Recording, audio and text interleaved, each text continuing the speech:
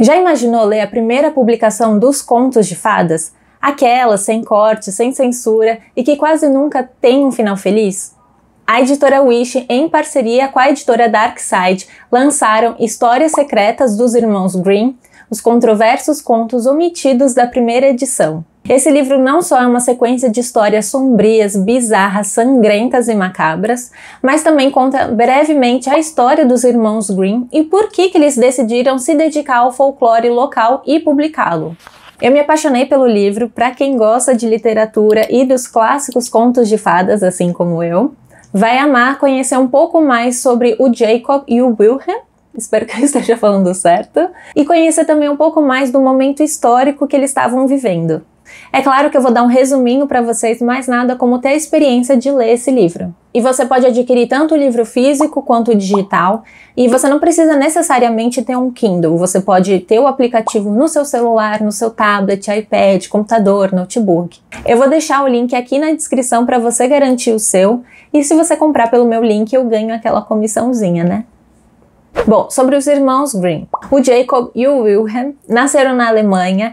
Eu tinha na minha cabeça que eles eram irmãos gêmeos, não sei o porquê disso, mas não. Um deles, que é o Jacob, nasceu em 1785 e o outro nasceu um ano depois. Eles conheceram o poder da contação de histórias quando cursaram Direito. Nesse ambiente, conheceram muitos acadêmicos e estudiosos que despertaram neles esse interesse ao explicarem para eles sobre a importância da cultura e das tradições e como elas influenciam na sociedade e como ela se organiza. Mas para a gente entender por que estavam falando muito sobre esse tema e por que eles tiveram esse despertar sobre o assunto, a gente tem que entender o que estava acontecendo na Alemanha nessa época. É um período pós-guerra napoleônica, final do século XVIII e início do século XIX, onde crescia um sentimento nacionalista por conta da unificação do Estado alemão. E se você lembra das aulas de história, sim, você lembra aonde isso vai culminar, que é em mais guerra. É um período de revolução industrial que promoveu mudanças sociais, econômicas, urbanização, o crescimento de novas tecnologias e, em meio a diversas outras coisas, a alta demanda por livros impressos. Com essa alta demanda e uma produção em escala industrial, a população passa a se interessar e consumir cada vez mais o jornalismo, que na época era sensacionalista. Guarda essa informação.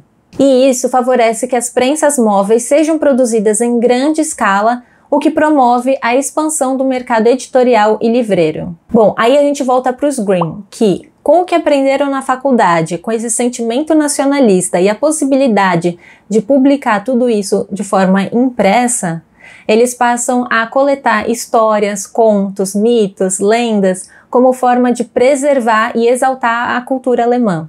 Agora, lembra que eu falei para guardar a informação de que o jornalismo era sensacionalista? É muito engraçado a gente perceber que desde sempre nós, seres humanos, temos essa fascinação e curiosidade pelo mórbido. Hoje nós temos podcasts, séries, filmes sobre casos reais, casos de assassinato, histórias bizarras, de terror. E quem nunca assistiu esse tipo de conteúdo, né? É um assunto que desperta e prende o interesse da audiência. E esse foi um dos problemas que os Grimm encontraram porque eles se depararam com muitas fontes não confiáveis. Eles queriam registrar o folclore que era transmitido via oral, só que acabavam se deparando com muitas pessoas que aumentavam as histórias, acrescentavam partes ou até criavam algo ali mesmo na hora. E não era essa a ideia, eles queriam algo que fosse transmitido de geração em geração. Esse foi um dos motivos pelo qual eles publicaram outras edições, porque eles iam corrigindo ao longo do tempo essa própria pesquisa deles. Sobre as edições, a primeira foi intitulada de Kinder- und Hausmärchen, que traduzindo fica Contos Infantis e Domésticos. Ela foi dividida e impressa em 2 volumes. O primeiro foi publicado em 1812 com 86 contos. O segundo, eles adicionaram 76 contos, ou seja, temos um total de 156 contos. No livro você tem mais informações sobre as outras edições até a última, que é a mais importante, que foi publicada em 1857. A 7ª edição e última, ela é a mais importante porque foi a que se tornou mais conhecida e ao todo são 200 contos e 10 lendas. No final do livro você encontra uma tabela com todas as informações dos contos, quando eles foram publicados, em quais edições e quando eles foram descontinuados. Nesse livro nós temos os contos que foram omitidos na primeira edição e isso ocorreu por diversos motivos. Um deles, e o mais conhecido, é que as crianças passaram a consumir mais essas publicações, se tornando o público-alvo deles. Então, ao longo das edições, eles adequaram esse conteúdo para o público infantil. Outro motivo, e que está muito presente nesse livro, são as histórias que não têm moral e não têm pé nem cabeça, simplesmente termina normalmente em morte, e é isso. Inclusive, nesse livro nós temos até contos que não foram finalizados, eles estão na parte fragmentos. Então, o que os pesquisadores acreditam é que, com base nas análises do que eles foram tirando ao longo das edições, dá para ver que eram histórias que não tinham moral e que não transmitiam os valores que eles queriam, porque o público foi mudando, era um público infantil. Outra coisa que eles também faziam era criar diferentes versões da história. Eles mudavam algumas partes, nomes de personagens ou até mesmo tudo. E essas mudanças acabaram se tornando muito confusas ao longo das edições porque eles também mudavam o título. Aqui no livro explica um pouco do sistema que eles tentaram criar, mas era bem confuso, e a tabela ao final do livro também ajuda um pouco. Agora vamos falar dessa edição da editora Wish em parceria com a editora Darkside. Essas duas com certeza são uma das editoras que mais capricham quando o assunto é a arte do livro, e eu tenho aqui atrás outros da Darkside que comprovam isso. Eles são sempre em capa dura e possuem a estética voltada para a vibe da história que eles vão contar. Esse livro possui as ilustrações da Carla Barr, que arrasou na arte de cada conto. É um livro muito bem acabado, muito bem editado. É outra coisa você ter um livro que foi todo pensado nessa experiência do leitor. A editora Wish até diz que é uma editora de fã para fã porque ela entende o que a gente está querendo quando a gente compra um produto assim. Quando eu recebi esse livro aqui em casa pela editora Wish, sim, eu recebi esse livro.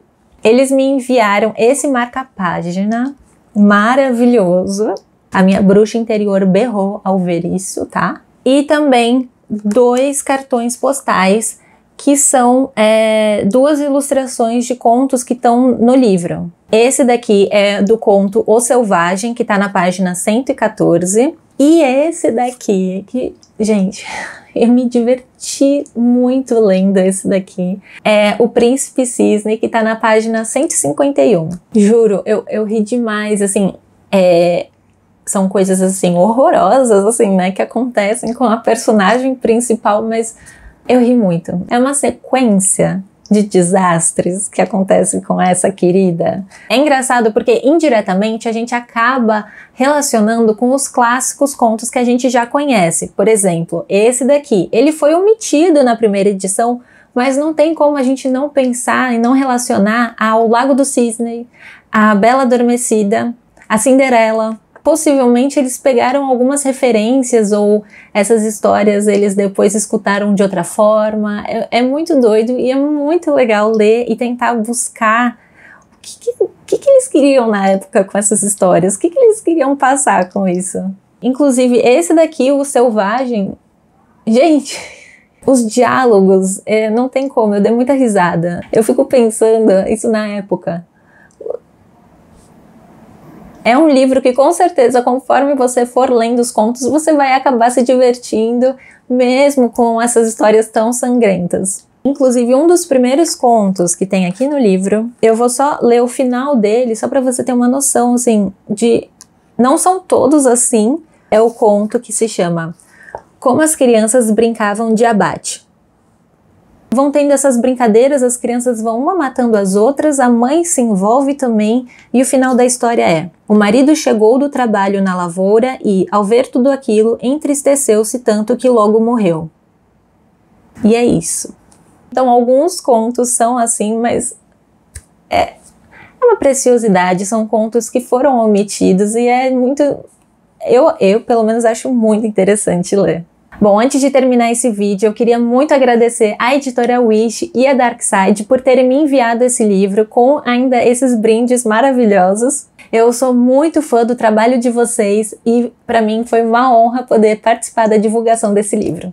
E se você gostou desse vídeo, curta, comenta o que você achou, se inscreva no canal, acione o sininho e até a próxima resenha.